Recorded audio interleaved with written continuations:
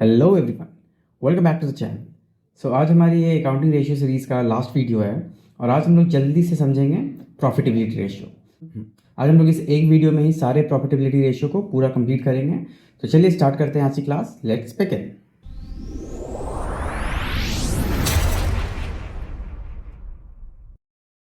तो चलिए स्टार्ट करते हैं।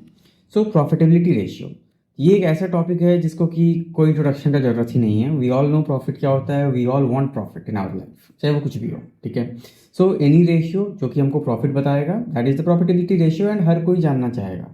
एंड ऑब्वियसली इसमें दो ही चीज़ है कि अगर हम लोग किसी भी प्रॉफिटेबिलिटी रेशियो का बात कर रहे हैं तो प्रॉफिट जितना हो जाए क्या हमारे लिए कम होगा? क्या किसी के लिए कम नहीं होता है प्रॉफिट। तो higher ratio always good, lower ratio always bad. Average profitability ratio निकालने के लिए क्या है कि हमें हमारे इनकम से एक्सपेंसेस को लेस करना पड़ता है। तो इसमें एक रेशियो है जहाँ पे कि आपको मीन्स एक्सपेंस का रेशियो निकालना होगा। तो उस एक्सपेंस वाले रेशियो में ना सिर्फ वहाँ पे एक इश्यू है कि कॉस्ट ज़्यादा हो जाता है तो वो एक्सपेंस रेशियो बढ़ता है। तो वैसे में उसमें क्या है, आपको ध्यान रखना है कि lower the cost better it is, means higher cost is not desirable. तो चलिए देखते हैं क्या है। Profitability ratio are essential tool that measure the company's efficiency in generating profit, helping assess financial health and guiding key investment decisions for stakeholders। ठीक है, तो ये सब definition and all तो you all are aware of it। Now coming to the definition of okay, so this was understanding the importance of profitability ratio। Now coming to the definition, profitability ratios are essential for assessing how effective the business generate profit from its sales and investment।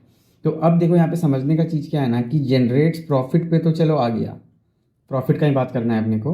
But then यहाँ पे दो चीज़ें है कि एक है आपका cell और दूसरा है आपका इन्वेस्टमेंट। तो हमारा पूरा ये टॉपिक जो है ना दो पार्ट में डिवाइड हो जाएगा। एक हमारा सेल से रेशियो कंपेयर करेंगे, दूसरा हमारा इन्वेस्टमेंट से करेंगे, ठीक है। तो चलिए आगे बढ़ते हैं। तो सबसे पहला टॉपिक हमारा profitability ratio based on sales. तो इसमें क्या होगा ना, हम लोग जो भी निकालें, चाहे हमारा वो ग्रॉस प्रॉफिट हो, नेट प्रॉफिट हो, ऑपरेटिंग प्रॉफिट हो, सबको हम लोग डिवाइडेड बाय नेट सेल्स करेंगे, क्योंकि हमें ये on the basis of sales ही तो करना है ना कैलकुलेट। तो चलिए सबसे पहला है gross profit. So gross profit ratio क्या होता है हम लोग को सबको पता है। अगर हम लोग क्लास 11th में आए हैं, फिर तो 12th में आके भी बोर्ड का एग्जाम देना है ना, तो 11th में ही हम लोग फाइनल अकाउंट्स में ग्रॉस प्रॉफिट रेशियो सबसे पहले निकालना सीखे हैं। तो we all know gross profit क्या होता है।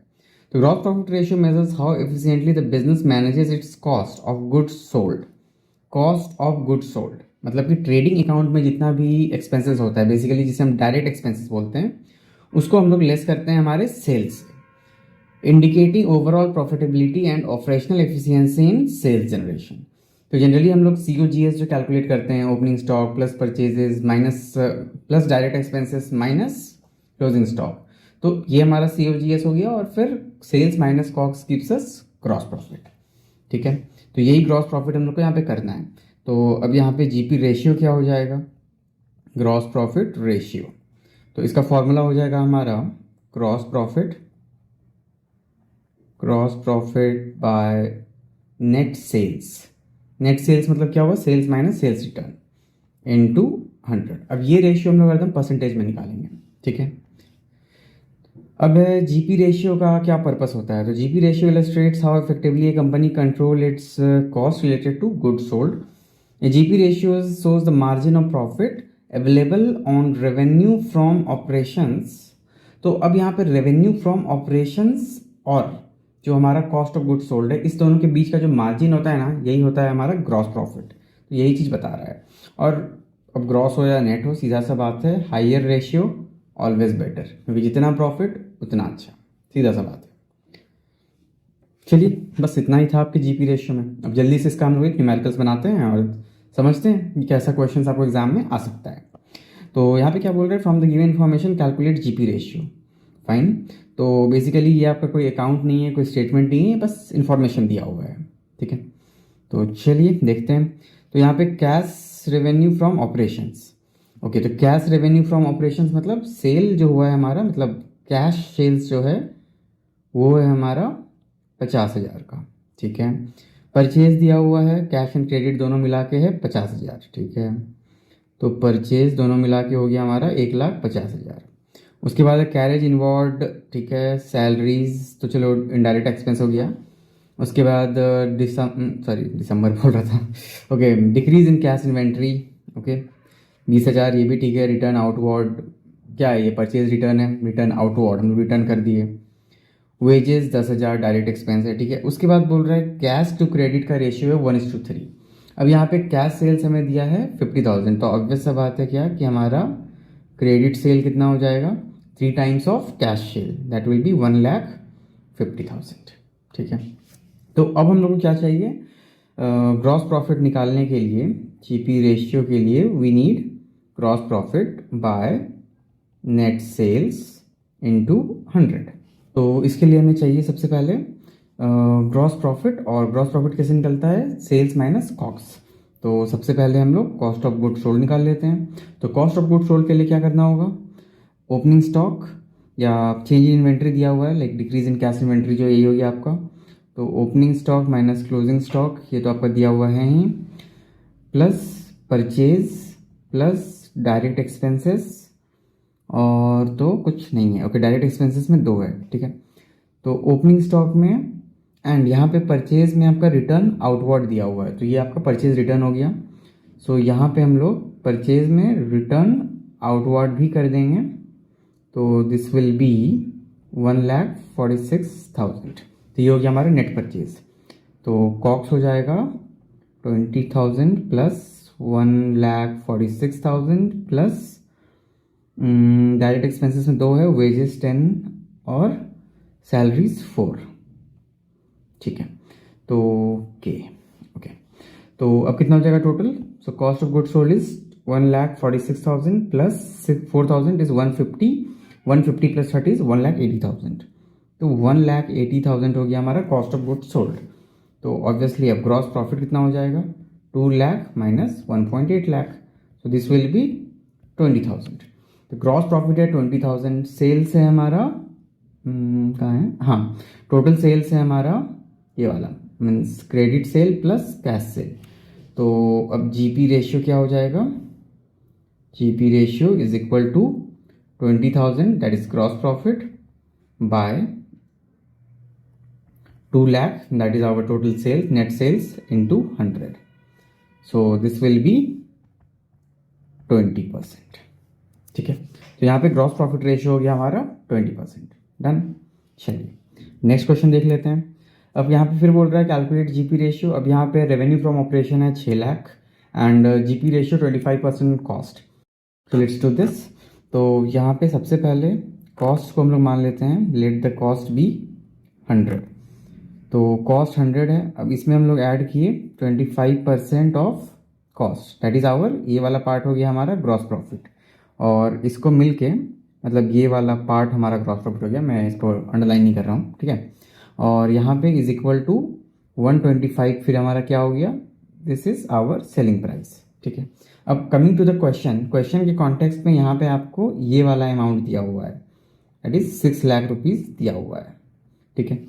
और अगर हमें ये वाला चीज़ पता चल जाए, मतलब कॉस्ट क्या था, मतलब कॉस्ट ऑफ गुड्स सोल्ड, अगर हमको ये पता चल जाएगा तो हम बहुत इजीली अपना जीपी रेशियो निकाल सकते हैं, ठीक है। तो क्या करेंगे हम लोग कि 125 बराबर है हमारा 6 लाख के, तो 1 कितना के बराबर हो जाएगा, तो this will be 6 lakh divided by 125 और 100, that is our actual cost price. ये कॉस्ट कितना होगा, तो 6 लाख डिवाइडेड बाय 125 इंटू 100। तो चलो 25 से 100 कट जाएगा, 4 बार में 5 बार में, और यहाँ पे क्या हो जाएगा 5 और 12, लाइक 12 5 से 60 और 1 2 3 4 जीरो, तो यहाँ पे हो गया 1,20,000 इंटू 4, तो दिस विल बी 4,80,000, ठीक है। तो अब यहाँ पे पिक्चर क्लियर है, लाइक हमारा 4,80,000 क्या हो गया, कॉस्ट ऑफ गुड्स सोल्ड, ठीक है। एक मिनट, हाँ सॉरी, ये हो गया हमारा कॉस्ट ऑफ गुड्स सोल्ड, और हमारा सेलिंग प्राइस आपको ऑलरेडी दिया हुआ है 6 लाख रुपीज़। तो अब हमारा जीपी इजीली पता चल जाएगा, so it's 6 lakh minus 4.8 lakh, that is 1,20,000, ये हो गया हमारा क्रॉस प्रॉफिट।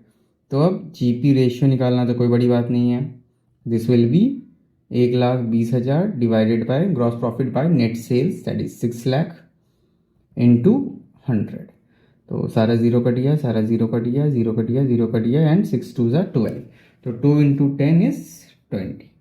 तो 20% जो है ये हो गया हमारा ग्रॉस प्रॉफिट रेशियो।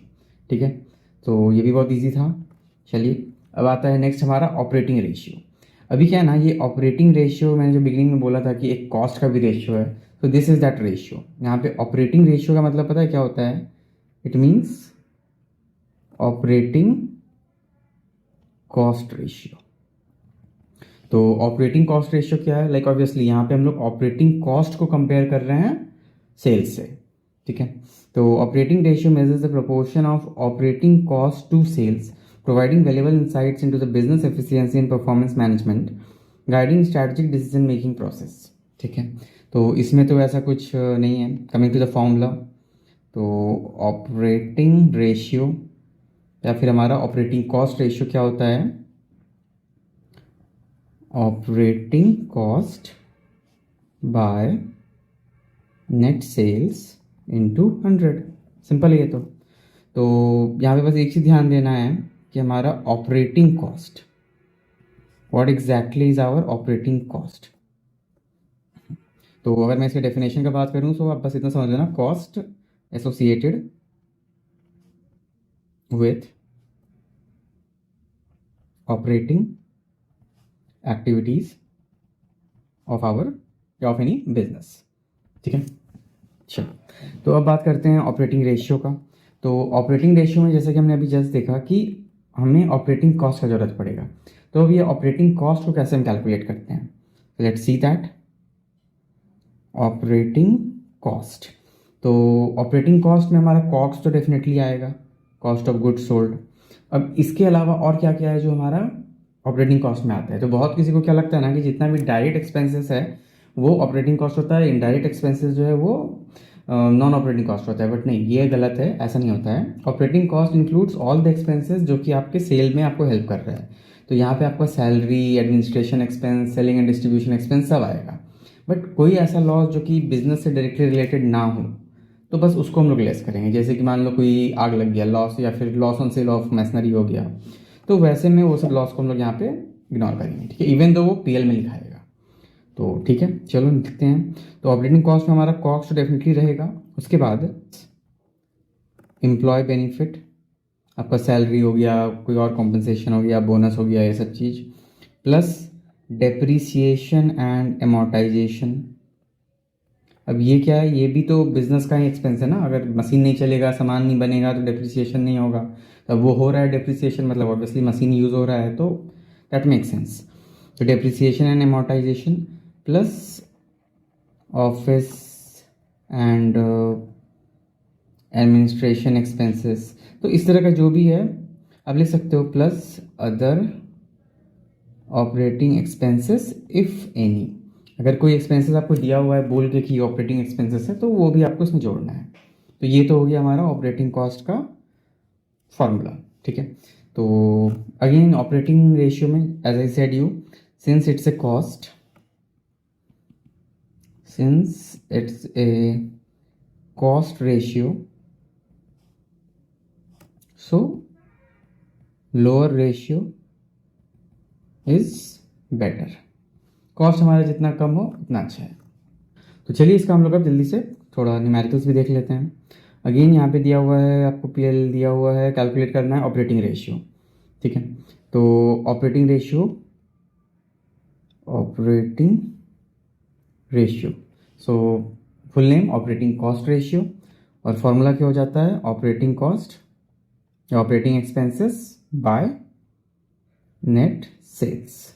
तो हमारे इस क्वेश्चन के अकॉर्डिंग यहाँ पे हमारा ऑपरेटिंग कॉस्ट में क्या क्या आ जाएगा? सबसे पहला तो आ जाएगा हमारा परचेज, फिर हमारा चेंज इन स्टॉक भी है, चेंज इन स्टॉक भी हो जाएगा। उसके बाद और क्या है? फिर एम्प्लॉय बेनिफिट है, एम्प्लॉय बेनिफिट। उसके बाद और कुछ है क्या? अदर एक्सपेंसेस में आप देख सकते हो यहाँ पे सेलिंग एंड डिस्ट्रीब्यूशन एक्सपेंस और एडमिनिस्ट्रेटिव एक्सपेंस, ये है हमारा, ये क्या है? ऑपरेटिंग एक्सपेंसेस है। Where is loss on sale of fixed asset, ये हमारा नॉन ऑपरेटिंग है, तो इससे को हम लोग यहाँ पे इंक्लूड नहीं करेंगे। तो चलो यहाँ पे लिख देते हैं plus other expenses, other expenses bracket में एक ऑपरेटिंग वाला जो भी है। तो इतने चीज़ को हम ऐड करेंगे तो हमारा ऑपरेटिंग कॉस्ट आ जाएगा। और फाइनली इसको डिवाइड करना है बाय नेट सेल। तो नेट सेल तो हमारा दिया ही है, नेट रेवेन्यू फ्रॉम ऑपरेशन, ये 8 लाख रुपया, तो यही 8 लाख हो जाएगा। तो यहाँ पे कितना हो जाएगा, परचेज है हमारा 4,50,000 प्लस चेंज इन स्टॉक है, ये आपका निगेटिव में दिया है, तो चलो हम लोग भी इसको निगेटिव में ही लेंगे, -30,000। और उसके बाद फिर आपका एम्प्लॉय बेनिफिट कितना है, 12,000 है, तो 12,000 plus operating means other expenses में आ गया 68 में, ये 20 हट गया तो प्लस 48,000, इतना divided by 8 lakh. So this will amount to 4 lakh, इधर हो गया 48 और 12 मतलब 60 माइनस 30, तो 30 टोटल हो गया 4,80,000 ऊपर में, divided by 8 lakh into 100।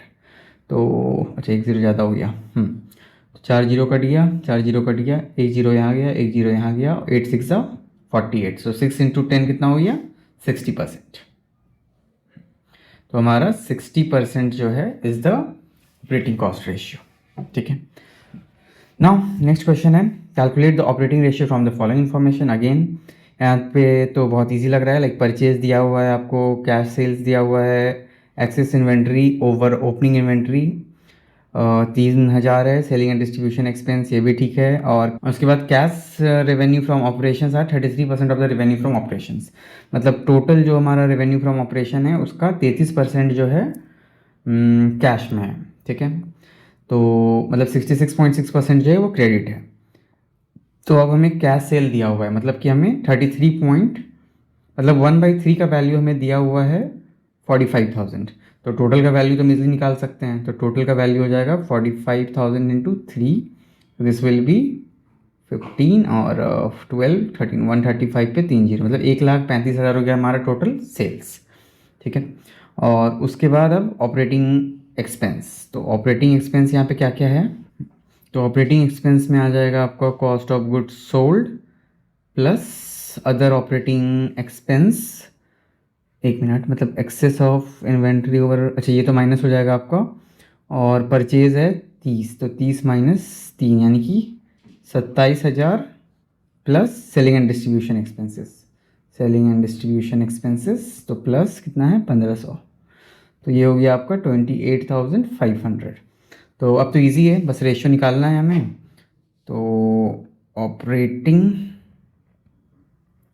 Ratio is equal to operating cost 28,500 divided by net sales 1,35,000 into 100, ये कितना हो जाएगा, 0 0 गया, 0 0 गया, ये भी गया, ये भी गया, और अब यहाँ पे 135 है, चलो इसको भी 2 से कटा देते हैं, ये हो गया 27।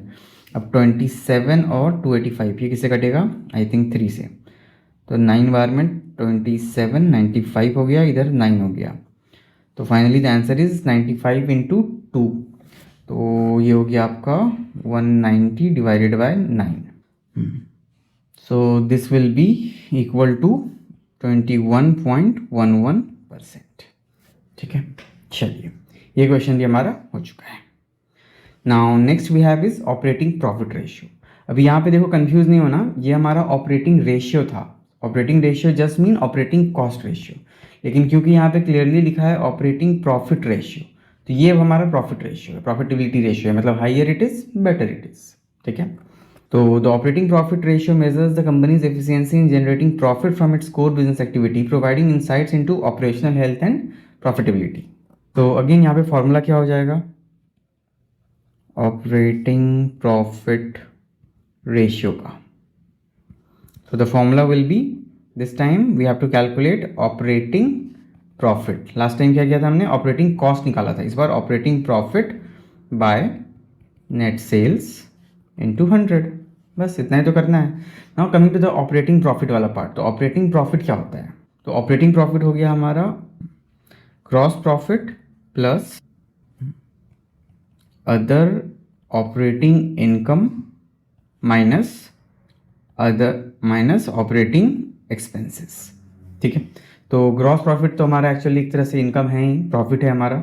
उसमें अगर और भी कोई ऑपरेटिंग इनकम हुआ है तो उसको ऐड कर देंगे और फिर फाइनली उसमें माइनस कर देंगे हमारा ऑपरेटिंग एक्सपेंसेस, तो निकल जाएगा हमारा ऑपरेटिंग प्रॉफिट। ठीक है, या सिंपली इसका एक और फॉर्मूला भी हो सकता है कि जो हमारा टोटल रेवेन्यू फ्रॉम ऑपरेशंस है, जो हमारा टोटल रेवेन्यू फ्रॉम ऑपरेशंस जो भी है, उससे हम लेस कर देंगे हमारा सारे ऑपरेटिंग कॉस्ट को, तो इससे भी हमारा क्या निकल जाएगा, ऑपरेटिंग इनकम। ठीक है, या ऑपरेटिंग प्रॉफिट। चलिए, तो यही तो था। अब यहाँ पे क्या बोल रहा है कि रेशियो क्या शो करता है, तो ऑब्वियस सा बात है, the ratio indicates the profitability derived from the core business activity providing insights into operational efficiency. तो ऑब्वियस सा बात है, the greater it is better it is. ठीक है, इसमें तो कुछ सोचना ही नहीं है, higher ratio is always better. तो चलिए हम लोग इसका भी एक न्यूमेरिकल्स देख लेते हैं। तो यहाँ पे क्या बोल रहा है कि calculate operating profit ratio from the given information. तो यहाँ पे अब नेट सेल है हमारा 14,40,000, ग्रॉस प्रॉफिट है 20% ऑफ द नेट सेल। तो ठीक है, ग्रॉस प्रॉफिट निकाल लेते हैं पहले। 20% ऑफ द नेट सेल मतलब 14,40,000 का 20%, तो कितना हो जाएगा, इंटू 2 करेंगे तो 28, 80 और 1 मतलब कि 2,88,000। तो ये हो गया हमारा ग्रॉस प्रॉफिट। अब इस ग्रॉस प्रॉफिट में हमको दे दिया है ऑपरेटिंग एक्सपेंसेस 72,000, तो इसको हम लोग अगर लेस कर देते हैं, लेस ऑपरेटिंग एक्सपेंस, तो हमारा क्या निकल जाएगा, ऑपरेटिंग प्रॉफिट। तो इसमें लेस कर देते हैं 72,000, तो कितना हो जाएगा ये, एक मिनट,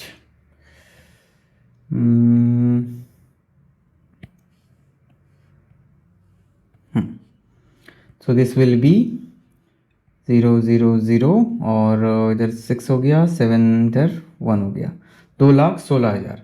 तो 2,16,000 इज़ आवर ऑपरेटिंग प्रॉफिट और 2,88,000 जो था this was our gross profit. ठीक है, तो अब निकालना क्या है, ऑपरेटिंग प्रॉफिट रेशियो। तो ठीक है, 2,16,000 डिवाइडेड बाय नेट सेल्स कितना है, 14,40,000 इंटू 100। तो इसका जो आंसर होगा वही हो जाएगा हमारा answer. This will B 2,16,000 divided by 14,40,000 into 100, so this is 15%। तो यहाँ पे 15% हो गया हमारा आंसर। ठीक है, so now the next ratio that we have is the net profit ratio.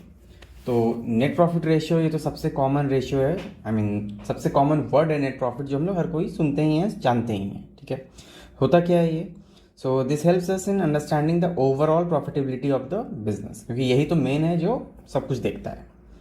The net profit ratio measures the company's overall profitability after accounting for all expenses, indicating its financial health and operational performance in generating profit from sales. तो कहने का मतलब है कि हमारे जितने भी तरह का एक्सपेंसेस होता है, direct, indirect, operational, non operational, सारे एक्सपेंसेस को जब हम लेस कर देते हैं हमारे रेवेन्यू से, तो फिर जो है हमारा जो निकलता है ना answer, that is the net profit. ठीक है, तो ये तो हो गया। अब अगेन इसका क्या होगा हमारा फॉर्मूला, तो ये तो बहुत सिंपल है, लाइक नेट प्रॉफिट या एनपी रेशियो ये हो जाता है is equal to net profit by net sales into 100। जैसे ग्रॉस प्रॉफिट में क्या आता है, gross profit by net sales into 100, similarly यहाँ पे नेट प्रॉफिट में NP by net sales into 100। ठीक है, तो और तो कुछ है नहीं इसमें, like it's a very easy ratio. So finally the net profit measures the business overall profitability reflecting its efficiency after all expenses are accounted for. तो वही बात है, मैंने बोल दिया है ऑलरेडी। तो चलिए, ये एक छोटा सा क्वेश्चन है, अगेन देख लेते हैं कैसे सॉल्व होगा। तो यहाँ पे बोल रहा है कि कैलकुलेट करना है नेट प्रॉफिट रेशियो। ठीक है, रेवेन्यू फ्रॉम ऑपरेशन आपको दिया हुआ है, उसके बाद एक्सपेंसेस सारा दिया हुआ है, अदर एक्सपेंसेस भी आपको वर्किंग नोट्स में दिया हुआ है, मतलब अदर एक्सपेंसेस ये 88,000 का इधर ब्रेकअप दिया हुआ है। तो अब यहाँ पे जो हम लोग ये नेट प्रॉफिट रेशियो में net profit by net sales into 100 बात कर रहे हैं ना, तो ये जो नेट प्रॉफिट होता है ना, ये इसको आप PAT भी बोल सकते हो, that is profit after tax. ठीक है, तो प्रॉफिट आफ्टर टैक्स में हम लोग को यहाँ पे क्या है ना कि अब टैक्स भी लेस करना पड़ेगा एक्चुअल नेट प्रॉफिट तक पहुँचने के लिए। तो ठीक है, निकाल लेते हैं हम लोग। तो NP रेशियो क्या हो जाएगा, is equal to net profit after tax by net sales या फिर हम लोग का ये रेवेन्यू फ्रॉम ऑपरेशंस इंटू 100, ठीक है। तो प्रॉफिट आफ्टर टैक्स कितना हो जाएगा, तो 25 लाख हो गया हमारा सेल्स। उसमें अब हम लोग को लेस करना पड़ेगा सारा जितना भी एक्सपेंसेस है, परचेज लेस हो जाएगा, inventory, employ benefit, finance cost is your interest, depreciation और अदर एक्सपेंसेस में आप देख सकते हो यहाँ पे कैरेज है, ये तो होगा ही, एडमिनिस्ट्रेशन एंड जनरल एक्सपेंसेस है, ये भी होगा ही, और प्रोविज़न फॉर टैक्स, तो चलो ये भी हमारा हो जाएगा, टैक्स का भी फिगर में मिल गया, ठीक है। तो फाइनली हमारा टोटल एक्सपेंसेस कितना है, ये है 20,40,000। तो 25 लाख में 20,40,000 गया तो इट्स 4,60,000। तो 4,60,000 डिवाइडेड बाय सेल्स है 25 लाख इंटू 100। तो ये अब कितना हो जाएगा, 4 जीरो गया, 4 जीरो गया, 1 जीरो और चला गया, और ये 2, ये 5, और कितना हो जाएगा 42 मीन्स 45 है ना, 49 बार में 45.1 बच गया था, तो 9.2 यानी कि 18.4% हो गया हमारा आंसर। तो नेक्स्ट टॉपिक है हमारा profitability ratio based on investment. तो हमने स्टार्टिंग में बोला था दैट प्रॉफिटेबिलिटी रेशियो दो तरह से कैलकुलेट होता है, एक सेल से और दूसरा इन्वेस्टमेंट से। तो ये हमारा आप पार्ट बी लिख सकते हो यहाँ पे, लाइक पार्ट बी है। So here we will be saying profitability ratio based on investment, ठीक है। तो इसमें सबसे पहला रेशियो है हमारा रिटर्न ऑन कैपिटल। तो अब रिटर्न ऑन कैपिटल का मतलब क्या होगा, इसका पूरा नाम इनफैक्ट होता है return on capital employed, return on capital employed. तो अंडर से हाँ यहाँ पे दिया भी है, return on capital employed measures the company's efficiency in using its capital to generate profit, reflecting how well the company's investment are yielding return, ठीक है। तो इसका फॉर्मूला क्या हो जाएगा, तो चलिए लिख लेते हैं, return on capital employed, in fact इसको हम लोग रिटर्न ऑन इन्वेस्टमेंट भी बोलते हैं, ROI, ठीक है। तो इसका फॉर्मूला हो जाएगा आपका net profit before interest, tax and preference dividend. Like हम लोग जो शेयर इशू करते हैं उसमें जो डिविडेंड शेयर्स होते हैं उसके होल्डर्स को हम लोग डिविडेंड पे करते हैं, तो उसको भी अभी पे नहीं करना है, उसके पहले का है, ठीक है। सो आप लोग BST में भी पढ़े होइएगा EBIT, earning before interest and tax, तो उसी का बात हो रहा है यहाँ पे, ठीक है। तो डिवाइडेड बाय, अब यहाँ पे क्या हो जाएगा, कैपिटल एम्प्लॉयड, कैपिटल एम्प्लॉयड। तो ये तो हो गया हमारा फॉर्मूला, ठीक है। तो चलिए हम लोग क्वेश्चन देख, ओके। तो क्वेश्चन नेक्स्ट स्लाइड में होगा। तो अब यहाँ पे रिटर्न मीन्स कैपिटल एम्प्लॉयड जो हम लोग को नीचे डिनोमिनेटर में लिखना है, तो कैपिटल एम्प्लॉयड को हम लोग कैलकुलेट कैसे करेंगे, चलिए वो भी समझ लेते हैं। तो बेसिकली हम लोग को ये तो पता ही है ना कि capital plus liability is equal to asset होता है, लाइक ये हमें बैलेंस शीट इक्वेशन शुरू से पता है। और कैपिटल एम्प्लॉयड वो पैसा है जो कि हमारा लगा हुआ है बिजनेस में, जिससे कि बिजनेस एक्चुअली अर्न करते हैं। तो अब यहाँ पे कैपिटल एम्प्लॉयड में सिर्फ कैपिटल तो नहीं आएगा, क्योंकि हमारे कुछ लाइबिलिटीज़ में भी कुछ पोर्शन है जो कि हमारे बिजनेस में ही इन्वेस्टेड है, they are basically the long term investments, long term liabilities, ठीक है। तो देख लेते हैं इसका फॉर्मूला। तो इसको निकालने का ना यहाँ पे दो तरीका होता है, एक होता है बाय एसेट साइड, एक एसेट साइड से भी हम निकाल सकते हैं, और दूसरा हम यहाँ पे लाइबिलिटी साइड से भी निकाल सकते हैं। तो लाइबिलिटी साइड से कैसे निकलेगा ये, तो लाइबिलिटी साइड से शेयर होल्डर्स फंड ऑब्वियसली इसमें आपका share capital plus reserve and surplus दोनों ही आ जाएगा, और नॉन करेंट लाइबिलिटी में non current borrowings as well as long term provisions, ये भी इसमें इंक्लूडेड होगा, ठीक है। तो सारे को सम करेंगे तो हमारा आ जाएगा कैपिटल एम्प्लॉयड, ओके। उसके बाद coming to the asset side क्या है कि हमारा फिक्स एसेट तो डेफिनेटली आएगा। फिक्स एसेट्स में हमारा इनफैक्ट फिक्स एसेट्स के साथ साथ हमारा लॉन्ग टर्म इन्वेस्टमेंट्स भी आएगा। यहाँ पे हम लोग शॉर्ट टर्म इन्वेस्टमेंट और करंट एसेट्स ये सब का बात यहाँ पे नहीं कर रहे हैं, क्योंकि भी लाइबिलिटी साइड में हम लोग शॉर्ट टर्म लाइबिलिटी को छोड़ दिए। क्यों, क्योंकि वो तो एनीवेज पेबल है, बिजनेस में वैसा कुछ कंट्रीब्यूट नहीं कर रहा है कि कैपिटल लेवल पे उसका बात हो। लेकिन हमारे डे टू डे ऑपरेशन में करंट एसेट्स तो हेल्प कर रहे हैं, बिल्कुल कर रहे हैं, लेकिन उस करंट एसेट्स में ही से तो हम लोग करंट लाइबिलिटीज़ को भी रिपे कर रहे हैं, इसको भी कंसिडर करना होगा। तो इसीलिए एसेट साइड में हम करंट एसेट्स को नहीं जोड़ेंगे, बल्कि हम लोग क्या लिखेंगे, वर्किंग कैपिटल, हम लोग वर्किंग कैपिटल को ऐड करेंगे to take out the final capital employed, ठीक है। क्योंकि वर्किंग कैपिटल में क्या हो जाता है ना, हमारा current assets minus current liability आ जाता है। तो जो भी करंट लाइबिलिटी हमें इधर से पे करना है वो हम अपने करंट एसेट से निकाल दिए, उसके बाद जो बचा विल यूज़ दैट। तो fix assets, long term investment और वर्किंग कैपिटल, ये तीनों हो गया आपका बाय एसेट साइड, और लाइबिलिटी साइड का तो क्लियर है। तो चलिए अब हम लोग देखते हैं इसका क्वेश्चन। तो यहाँ पे क्या बोल रहे हैं, कैलकुलेट करना है हम लोग को return on capital employed for the year, ठीक है। सो निकाल लेते हैं रिटर्न ऑन कैपिटल एम्प्लॉयड। तो इसका फॉर्मूला क्या हो जाएगा आपका, earning before interest, tax and preference dividend, ठीक है, या profit before interest, tax, preference dividend, जो भी आप बोलो, बाय कैपिटल एम्प्लॉयड, ठीक है। तो अब EBIT या earning before interest, tax and preference dividend क्या हो जाएगा, तो इसके लिए एक वर्किंग नोट हम बना लेते हैं यहाँ पे। ओके, मैं यहाँ बना लेता हूँ। सो वर्किंग नोट, तो इधर हो गया आपका प्रॉफिट कितना दिया हुआ है, 20,000 after charging interest of 4,000 and before tax, ठीक है। तो आफ्टर इंटरेस्ट है बट बिफोर टैक्स, तो बिफोर टैक्स है तो अच्छी बात है, हम लोग को यहाँ टैक्स का कोई एडजस्टमेंट नहीं करना है। और प्रेफरेंस डिविडेंड का तो चलो कोई बात भी नहीं हुआ है, तो वो भी हटा दिए। तो अब बचा इंटरेस्ट का बात, तो इंटरेस्ट ये आफ्टर दिया हुआ है, तो हम लोग को बिफोर चाहिए। तो चलो इस 20,000 पे हम लोग ऐड कर देते हैं इंटरेस्ट पेमेंट ऑफ 4,000, तो टोटल हो गया हमारा 24,000। तो 24,000 क्या हो गया हमारा, earning before interest, tax and preference dividend, ठीक है। तो उसके बाद है हमारा कैपिटल एम्प्लॉयड। तो चलिए कैपिटल एम्प्लॉयड भी देख लेते हैं। तो कैपिटल एम्प्लॉयड हमारा क्या हो जाएगा, शेयर होल्डर्स फंड में ये दोनों आ गया, share capital reserve and surplus और लॉन्ग टर्म बोरोइंग, इसके अलावा तो और कुछ है नहीं। तो बेसिकली 70, 25 और 30 तीनों को हम लोग ऐड कर देंगे। तो 70, 30, 1 लाख प्लस 25, मतलब 1,25,000 हो गया हमारा कैपिटल एम्प्लॉयड। तो अब तो कुछ है ही नहीं इस क्वेश्चन में, तो चलिए इसको बना लेते हैं।